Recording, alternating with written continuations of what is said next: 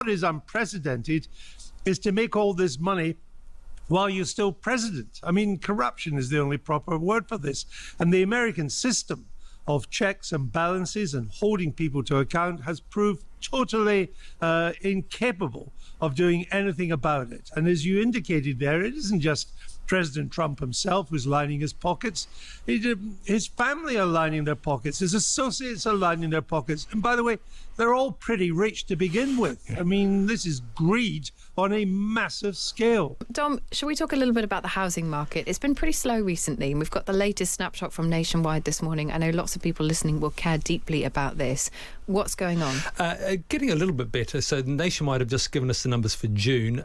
UK annual house price growth, so right across the UK, was 2.2%. That's the annual figure, so comparing numbers last June to this June. That's a bit better than it was in May. It was 1.7% in May. Okay. But there's a big disparity in that. So in the southeast, the sort of outer southeast home counties, prices are only up by 0.1%. In Northern Ireland, they're up by 8.6%. So there's a big disparity across the country, and the southeast in general is doing worse. The outlook from Nationwide is a bit uncertain. They're saying, consumer confidence is down, the war in Iran, but given that there is some kind of ceasefire peace deal in Iran, they think it's likely the Bank of England won't put interest rates up this year, so that might help transactions later in the year. What's going on with that Northern Ireland figure? Do we know? It's been an outlier for a while now. The Northern Irish economy is doing pretty well. Okay. Might have something to do with the fact that it has this unique status of being part in the EU for customs purposes and part in the UK for customs purposes. Okay, noted. Elsewhere, Donald Trump, we've been talking about his wealth, and we were talking to you yesterday, I think, or the day before, about crypto. How much has he made and where's it come from? He has made $2.1 billion. We know this because he has to provide an annual financial return to the Office for Presidential Ethics, which is that's not an overpopulated office. Almost all of it has come from his various cryptocurrency ventures. He made $1.4 billion from crypto. Most of that came, well, actually not most, about half of that came from the Trump meme coin. You might remember that was put out just before the election, and $800 million from World Liberty Financial, which is a sort of company he has with his family, which does various crypto ventures. $300 million from the real estate and golf courses. Legal settlements was nearly $90 million. Remember, he sued the various social media platforms over his exclusion and not exclusion. So $24.5 million from Meta, $22 million from YouTube, and there's a whole long list of those. He gets various merchandise and licensing fees from overseas partners that use the Trump name. Very interesting, I thought. He's quite active in the stock market. His biggest holdings are Amazon, Meta, Nvidia and Tesla, so he's right up on the tech stocks. He also received gifts totaling more than $370,000, almost all of which were tickets to sporting events. So when you next see Trump, sitting in the front row of a sporting event, you'll know that ticket has probably been a gift. On those shares and the holdings, I think I'm right in saying in this country, if you're a prime minister with significant holdings in the stock market, you have to put those into a blind trust so that... Yes, I'm not sure what the exact rules are, but that's what politicians have done. I think Rishi Sunak had to talk about doing that, didn't he? I think Blair did something similar. I think Jimmy Carter did it as well. Does that not apply in America then? I don't know is the answer. Well, evidently not, actually. I can go away and find out. Well, they might be in a trust, but he still makes money from them, if you see what I mean. So he may not be directing it, but they're still part of his financial returns. I think the argument with Trump has been that a lot of things that American presidents did and then pushed themselves away from, family business is a really classic example of it. He has just said, I don't care. My family business is my family business, as witnessed by the fact that he's making this level of money during his own presidency. I think that's right.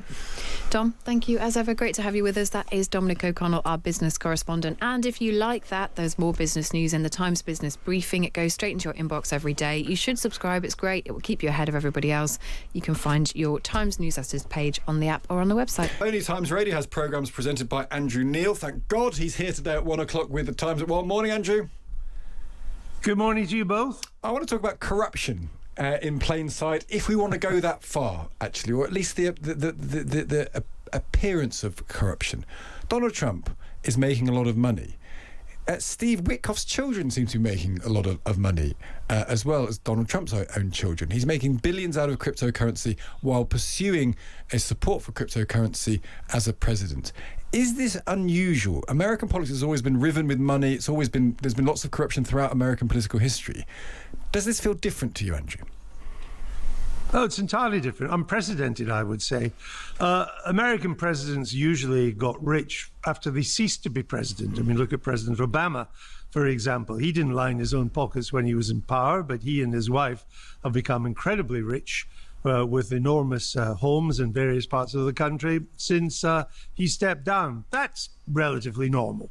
That's nothing unusual about that. Some presidents don't. Harry Truman didn't enrich himself after he stepped down in 52. Jimmy Carter didn't really enrich himself. He did a lot of good works helping to build homes for the poor, but others have made money out of being president. What is unprecedented is to make all this money while you're still president. I mean, corruption is the only proper word for this. And the American system of checks and balances and holding people to account has proved totally incapable of doing anything about it. And as you indicated there, it isn't just President Trump himself who's lining his pockets. His family are lining their pockets. His associates are lining their pockets. And by the way, they're all pretty rich to begin with. I mean, this is greed on a massive scale. And it's more reminiscent. I mean, don't forget, this is meant to be the greatest republic in the world, a democratic republic, 250 years old this year.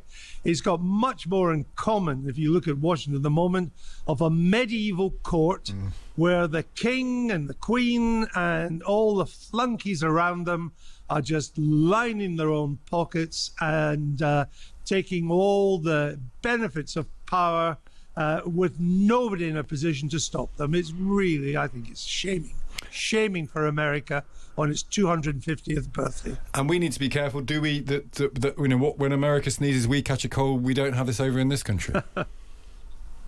Well, we always do, but of course money doesn't play anything like the part in British politics that it does in American politics. And we have no equivalent to this. I guess the closest is Mr. Nigel Farage's problems at the moment, both with his £5 million gift before he decided to become an MP. Now there's revelation that he's earning a ton of money selling gold. Now, he's not the president, he's not the prime minister. He is free to earn money, but the optics of it aren't good.